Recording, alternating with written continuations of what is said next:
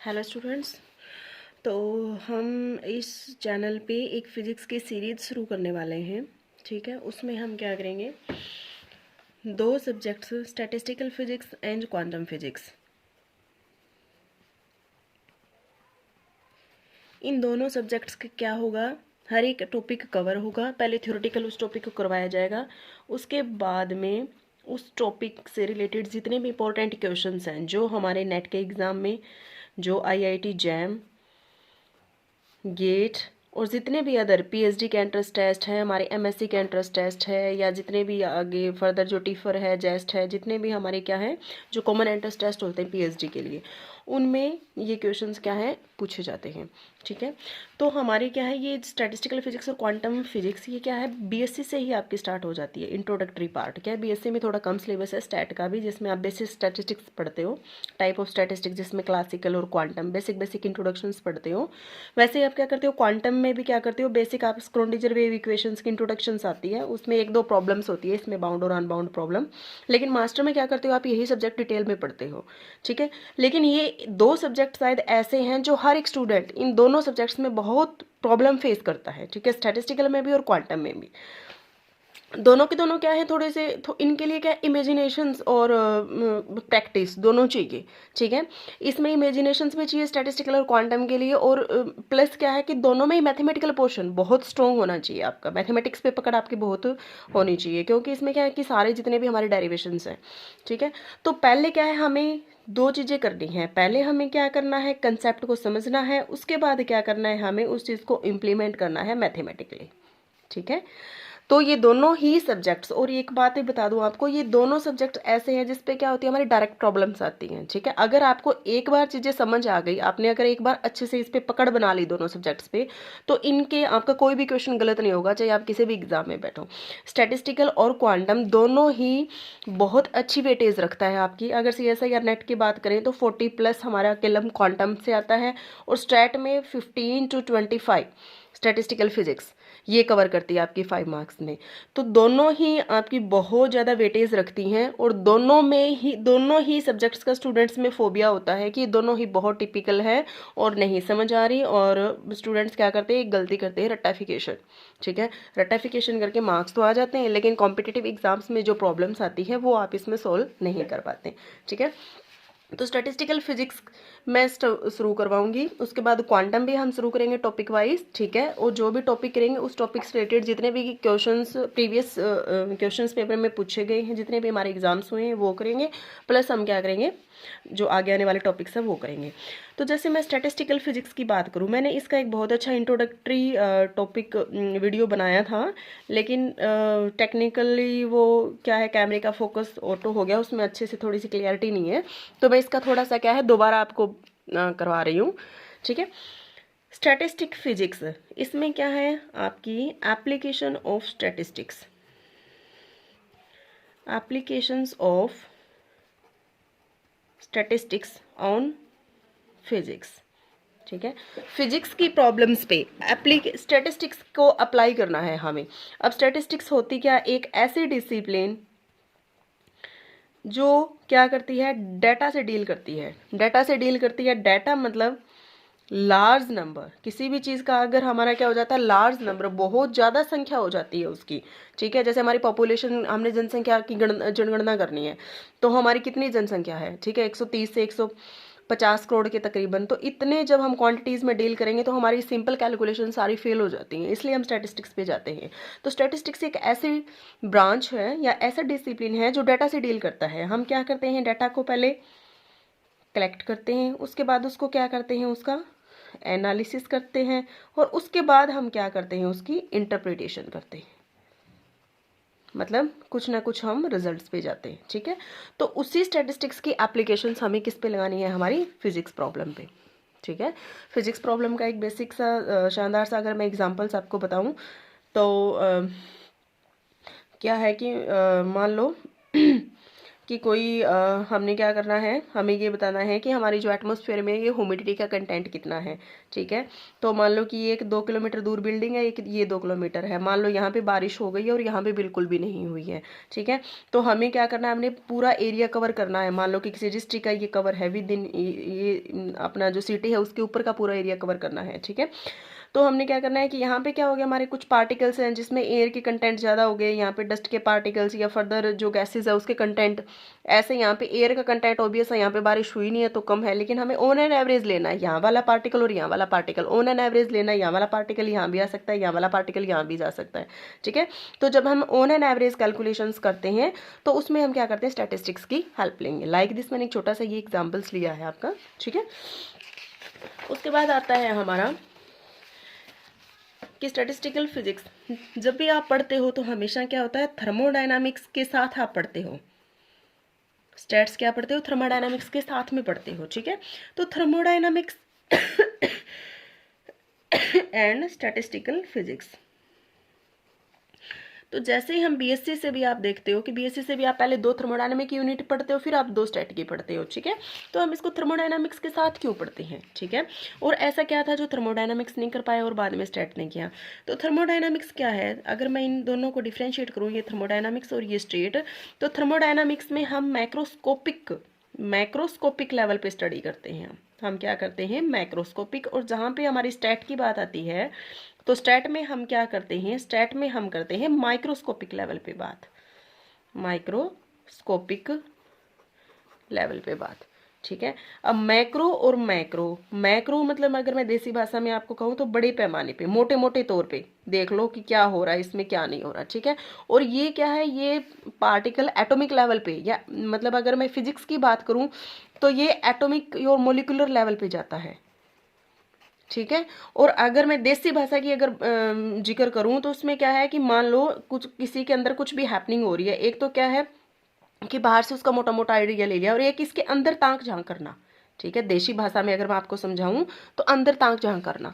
ठीक है, सपोज करो कि ये कोई भी हाल है, इसमें स्टूडेंट्स बैठे हैं, कोई भी स्कूल का या कॉलेज का हाल है, तो किसी टीचर ने क्या किया, ये दरवाजा खोला और इसमें देखा कि कितने नंबर ऑफ स्टूडेंट्स बैठे हैं, तो इसमें 100 नंबर ऑफ स्टूडेंट्स बैठे हैं। टीचर ने क्या किया, दरवाजा खोला, जस्ट काउंट किया और चले गए। ठीक है, सेकेंड टाइम क्या हुआ, इन्हीं टीचर्स ने आया, इनको एक वो मिली, इंस्ट्रक्शन मिली कि इन स्टूडेंट्स को वेरीफाई करो आप कौन से कि स्टूडेंट कौन सी क्लास से बिलोंग करते हैं, कौन सी क्लास के बच्चे यहाँ पे फ्री बैठे हुए हैं। ठीक है, तो वहाँ पे टीचर आया दोबारा, उन्होंने क्या किया, फर्दर क्लासिफिकेशन की। उन्होंने देखा कि कुछ बच्चे यहाँ पे 8th क्लास के हैं, कुछ 10th के हैं और कुछ +2 के हैं। ठीक है, तो उन्होंने देखा कि इन 100 बच्चों में से 8th के 20 बच्चे हैं, उन्होंने देखा कि 10th के 40 बच्चे हैं और 12th के भी क्या है, 40 है। तो यहाँ पे क्या इन्होंने ऊपर ऊपर से देखा, मैक्रोस्कोपिक की, उन्होंने देख लिया कि नंबर ऑफ स्टूडेंट्स कितने हैं, 100। लेकिन बाद में इन्होंने क्या, एक पर्टिकुलर डिसिप्लिन, उन्होंने अंदर ताका झांका, भाई ये जो 100 बच्चे बैठे हैं इसमें से कौन सी क्लास का बच्चा यहाँ पे बैठा है। ठीक है, तो ये क्या हो गई हमारी, मतलब इन्होंने अंदर ताक झांकी, मतलब ये इसके इंटरनल लेवल तक गए, ये इंटरेस्टेड नहीं था। ठीक है, ये जानने में, ये वाले यहाँ पे जो फर्स्ट टाइम टीचर आए तो इंटरेस्टेड नहीं थे कौन बैठा है इसके अंदर जानने में, लेकिन जब सेकेंड टाइम इनको इंस्ट्रक्शन मिली तो इनको करना पड़ा, इनको इनके अंदर ताक झांक करना पड़ा। ठीक है, तो मतलब क्या है, एक छोटे पैमाने पे चीज़ों की स्टडी करना, और यहाँ पे क्या है, बड़े पैमाने पे, मोटी मोटी देसी भाषा में मैंने आपको समझाया, फिजिक्स की भाषा में भी मैं आपको समझाऊंगी। ठीक है, लेकिन इससे एक आपको इमेजिनेशन बन गई। तो इस तरह से अगर आप माइंड में इमेजिनेशन बन गई ना, एक मोटी मोटी पिक्चर बन गई, तो उसके बाद फिजिक्स के टर्म्स में जब आप बात करोगे तो चीज़ें समझना बहुत आसान हो जाएंगी। ठीक है, अब मैं फिजिक्स की भाषा में समझाती हूँ आपको, मैक्रोस्कोपिक और माइक्रोस्कोपिक। ठीक है, तो मैक्रोस्कोपिक बताती हूँ मैं, मान लो कि ये कोई मेरा कंटेनर है, गैस है, इसमें गैस मॉलिक्यूल्स भरे हुए हैं। ठीक है, वैसे तो आपको पता है कि 1 मोल में कितने होते हैं हमारे, 10⁻23 एटम्स और मॉलिक्यूल्स होते हैं। ठीक है, लेकिन मैंने सिंप्लिसिटी के लिए मान लिया कि इसमें 100 मॉलिक्यूल्स है। ठीक है, और मान लो मैंने मैक्रोस्कोपिक थर्मोडायनेमिकली मैं इसका टेम्परेचर मेजर करना चाह रही हूँ। ठीक है, तो मैंने एक थर्मामीटर लगाया और थर्मामीटर ने जो टेम्परेचर की रीडिंग दी वो दी 50 डिग्री सेंटीग्रेड। ठीक है, अब क्या है, जो थर्मोडायनामिक्स कहती है भाई मुझे टेम्परेचर की रीडिंग दे दी है, मुझे तुम्हें कुछ नहीं लेना देना इनके अंदर किसने क्या किया है, मेरे लिए सफिशिएंट है। ठीक है, लेकिन स्टैट कहती है कि मुझे तो इसके इंटरनली लेवल तक जाना है, भाई मैं तो इसके अंदर देखूंगा कि कौन क्या कर रहा है। ठीक है, तो स्टैटिस्टिक्स क्या जाएगी, अभी अंदर ताक झांक करेगी, यहाँ पे अंदर जाएगी। ठीक है, और ये कहेगी कि इन 100 मॉलिक्यूल्स में से एक पर्टिकुलर मॉलिक्यूल ने कितना टेम्परेचर में कंट्रीब्यूट किया है, मुझे ये चीज़ें बताइए आप। ठीक है, तो अब हम क्या करेंगे, स्टैट ये जानने की कोशिश करेगी कि इसमें से कौन सा एटम है वो पर्टिकुलर उसमें कंट्रीब्यूट कर रहा है। इस 50 डिग्री सेंटीग्रेड में 100 मॉलिक्यूल्स में से एक मॉलिक्यूल्स ने कितना कंट्रीब्यूट किया। ठीक है, होप आपको समझ आ गई होगी। ठीक है, तो जो स्टैटिस्टिक्स है, तो स्टैटिस्टिक्स बेसिकली जितनी भी हमारी नोटबुक्स है वहाँ पे आप 2 पॉइंट नोट करोगे। क्या कि एक जो हमारी स्टैटिस्टिक्स है ये क्या करती है, स्टडीज अबाउट या स्टडीज ऑन मैक्रोस्कोपिक लेवल। ठीक है, मैक्रोस्कोपिक लेवल पे ये स्टडी करती है हमारी। ठीक है, सेकंड क्या है, ये क्या करती है, स्टडीज अबाउट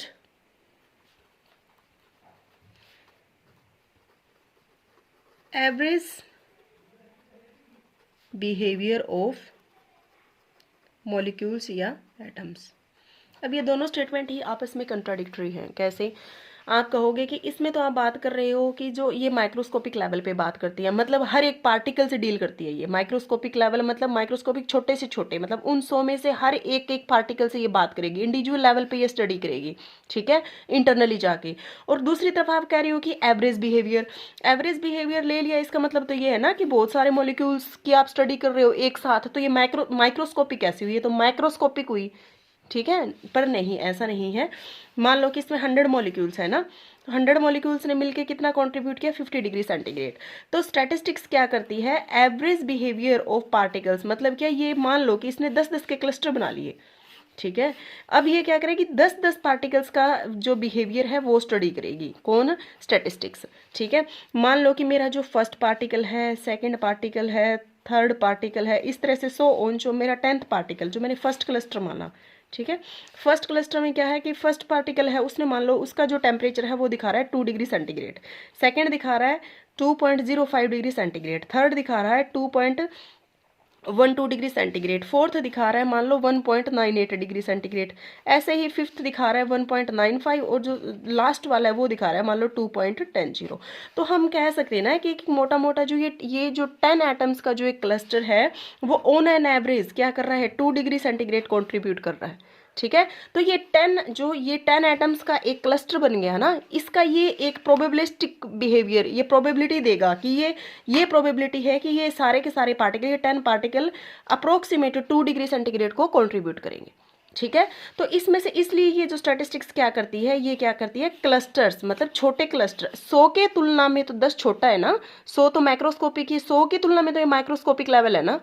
ठीक है, तो ये 100 की तुलना में माइक्रोस्कोपिक है, तो ये इसीलिए क्या है, ये माइक्रोस्कोपिक लेवल पे भी जाता है, लेकिन एवरेज बिहेवियर दिखाता है मॉलिक्यूल्स को, मतलब क्लस्टर ऑफ एटम्स बनाता है ये, और फिर उनके ऊपर ये प्रोबेबिलिटी थ्योरी पे काम करता है। ठीक है, तो एवरेज बिहेवियर, ये जो दो डेफिनेशंस हैं ये बहुत ज़्यादा मोस्ट इंपॉर्टेंट है। ये प्रोबेबिलिस्टिक बिहेवियर पे काम करता है और माइक्रोस्कोपिक लेवल पे भी ये क्या करता है, हमारा स्टडी करता है। ठीक है, उसके बाद पे क्या हम क्या कह सकते हैं, देखो इसका मतलब हम क्या कह सकते हैं। अब हम बात करेंगे, जैसे हमारे थर्मोडायनामिक वेरिएबल होते हैं। थर्मोडायनामिक वेरिएबल हमारे क्या होते हैं, pressure, volume, temperature, entropy, enthalpy, internal energy, ये सारे हम इंटरनल पैरामीटर हैं। तो क्या हम ये नहीं निकाल सकते स्टैटिस्टिक्स से? बिल्कुल निकाल सकते हैं। जो अभी हमने टेम्परेचर का जो एग्जांपल लिया, ये अभी एग्जांपल ही तो लिया कि पहले हमने माइक्रोस्कोपिकली निकाला और फिर हमने माइक्रोस्कोपिकली निकाला। ठीक है, स्टैट की हेल्प से और पहले हमने थर्मोडायनामिक की हेल्प से। तो हम क्या है, थर्मोडायनामिकल वेरिएबल को ही स्टडी करते हैं, but on it's microscopic level. हम एक एटॉमिक लेवल पे जाके हम स्टडी करते हैं, एटॉमिक और मोलिकुलर लेवल पर जाके हम क्या करते हैं, स्टडी करते हैं। ठीक है, और हम एक बात का और जवाब देती हूँ आपका कि हम एवरेज बिहेवियर क्यों लेते हैं पार्टिकल्स को, कॉम्प्लिकेशंस को रिड्यूस करने के लिए। अगर हम सिंपल एक एक पार्टिकल पर जाने लगे तो पता नहीं कितना टाइम, कितना कैलकुलेशंस और कितना वो वेस्ट हो जाता। ठीक है, जैसे स्टार्टिंग में आपकी न्यूटोनियन मैकेनिक्स थी, 3 इक्वेशंस ऑफ मोशंस को लेके वो क्या करती थी, प्रॉब्लम्स को सॉल्व करती थी। जैसे कि आप कोई छत पे हो, वहाँ से एक बॉल ड्रॉप हुई, ठीक है, इस वेलोसिटी से आई और यहाँ से बुलेट से एक, यहाँ से गन से एक बुलेट फायर किया, दोनों आपस में किस टाइम पे टकराई, लाइक दिस प्रॉब्लम सॉल्व करते थे ना। तो मान लो ये तो एक बॉडी की तो आप निकाल लेते हो, प्रोजेक्टाइल मोशन जो +1 में पढ़ा है। अगर ये चीज़ें मान लो 2 बॉडी प्रॉब्लम्स हो जाए या मोर देन 2 बॉडी प्रॉब्लम्स हो जाए, तो कितने एक बॉडी के लिए इतनी इक्वेशंस लिखोगे तीनों, फिर 2 बॉडीज़ के लिए, तो कितने कॉम्प्लिकेशंस बढ़ जाएंगे। तो इसको रिड्यूस करने के लिए आप क्लासिकल में पढ़ते हो, हमारे पास लैग्रेंजियन आया था, ठीक है। लैग्रेंजियन में भी क्या होता है, जैसे पार्टिकल को आप स्फीयर की सरफेस पे मान लो, आर तो कांस्टेंट है, लेकिन थीटा और फाई क्या है, वेरिएबल है, तो उसके कोरस्पॉन्डिंग 2 इक्वेशंस ऑफ मोशन आएगी, ठीक है, वो भी कॉम्प्लिकेशंस बढ़ाएगी। फिर हमारे पास क्या है, उन 2 इक्वेशंस को एक इक्वेशन में किसने रिड्यूस किया, हैमिल्टोनियन ने। तो हमेशा जो फिजिक्स है वो क्या करती है, अपना अपना एक ऐसा रास्ता देखती है जिसमें कॉम्प्लिकेशंस रिड्यूस हो, ठीक है। इसलिए क्या करती है, स्टैटिस्टिकल मैकेनिक्स ने क्या है, एवरेज बिहेवियर लिया है। वो ऐसे जरूरी नहीं है 10-10 का ही लेगी, इसमें हो सकता है कि 5 पार्टिकल एक जैसा बिहेवियर शो कर रहे हो, 15 पार्टिकल एक जैसा कर रहे हो, 3 पार्टिकल एक जैसा कर रहे हो, 30 पार्टिकल एक जैसा कर रहे हो, ठीक है, लेकिन ये एवरेज बिहेवियर लेती है पार्टिकल्स का, that is the statistical mechanics, ठीक है। और इन अदर वर्ड हम इसको ऐसे भी कह सकते हैं कि ये क्या है, सबसेट है किसकी, थर्मोडायनामिक्स की। थर्मोडायनामिक्स का सबसेट कह सकते हैं ना, मैथमेटिक्स में पढ़ते थे कि ये कोई भी सेट है और ये इसका क्या है, ये इसका सबसेट है, पढ़ते थे ना। तो इस तरह से ये एक सबसेट है थर्मोडायनामिक्स का, छोटे छोटे सबसेट मिला के हम एक सेटअप दे रहे हैं, ठीक है। सेकंड हम क्या कह सकते हैं, हम ये भी कह सकते हैं कि ये एक्सटेंशन है किसकी, थर्मोडायनामिक, क्लासिकल थर्मोडायनामिक्स की। किसकी एक्सटेंशन है, एक्सटेंशन ऑफ क्लासिकल थर्मोडायनामिक्स कह सकते हैं ना ये। क्यों, क्योंकि जब ये थर्मोडायनामिक्स जब स्टार्ट हुई थी, अगर मैं आपको एग्जांपल लूँ जो हर बच्चे ने पढ़ा है, कार्नोट इंजन, ठीक है, जो कार्नोट इंजन जो हमारे साइंटिस्ट थे वो तकरीबन 1796 से स्टार्ट हो गया था कार्नोट इंजन, ठीक है, उन्होंने ये बनाया था। तो हमारे जो थर्मोडायनामिक्स की स्टार्टिंग थी वो इतनी मतलब इतनी पुराने टाइम में हो चुकी थी। और जब हमारा एटम और मॉलिक्यूल्स की जो एटम की जो हमारी जानकारी है वो किसने दी, हमारी एटम की जानकारी जो हमारे जे थॉमसन आए थे। और उसके बाद जो डिटेल बाद में आई वो हमारे बोहर आए, सोमरफील्ड आए। तो ये तो बहुत बाद में 1900 की शताब्दी में हमें एटम के बारे में पता चला है कि एटम उसके अंदर न्यूक्लियस है। पहले तो हमें कुछ पता ही नहीं था, इतने इतने माइक्रोस्कोपिक लेवल पे हमें पता ही नहीं था। तो थर्मोडायनामिक्स क्या थी, ऊपर ऊपर से बातें करती थी, लार्ज स्केल पे बात करती थी। तो अब हमने क्या है कि उसी लार्ज स्केल को हमने रिड्यूस कर दिया एटॉमिक लेवल पे, एटॉमिक और मोलिकुलर लेवल पे। तो हम ये भी कह सकते हैं कि किसकी एक्सटेंशन है ये, एक्सटेंशन है ये किसकी, थर्मोडायनामिक्स की, ठीक है, एक्सटेंशन है ये क्लासिकल थर्मोडायनामिक्स की, ठीक है। तो आपको बेसिक, मुझे लगता है कि स्टैटिस्टिक्स का जितना भी बेसिक था, मैं होप आपको कि अच्छे से समझ आ गया होगा जितना भी मैंने करवाया है, ठीक है। उसके बाद में जितने भी हमारी जो बुकिस भाषा में जो लैंग्वेज है, व्हाट इज स्टैटिस्टिक्स मैकेनिक्स, ये क्या है क्या नहीं, कितनी तरह की हमारी स्टैटिस्टिक्स होती हैं, 2 तरह की होती हैं हमारी, क्लासिकल, क्वांटम, क्वांटम फिर फर्दर 2 तरह की होती है। तो ये सारी चीज़ें हम आने वाले लेक्चर्स में पढ़ेंगे। होप आपको ये चीज़ें समझ आई होंगी। मुझे कमेंट करके ज़रूर बताएं कि आपको कितना डिटेल में इसकी इन्फॉर्मेशन मिली है और कौन सा टॉपिक है जो आपको ज़्यादा परेशान करता है या फिर पढ़ना चाहते हैं। इसके बेसिस पे मैं आगे कॉन्टिन्यूटी में सिस्टमेटिक वे से पूरा कवर करेंगे। हम टाइप्स ऑफ स्टैटिस्टिक्स से शुरू करेंगे हम, उसके बेसिस पे पहले वो टॉपिक कवर करेंगे, उसके बेसिस पे जितने भी हमारी प्रॉब्लम्स हैं वो सारी प्रॉब्लम्स हम सोल्व करेंगे और 1 बाय 1 हम सारे इंट्रोड्यूस करेंगे जितने भी टॉपिक्स आने वाले टाइम में। Thank you.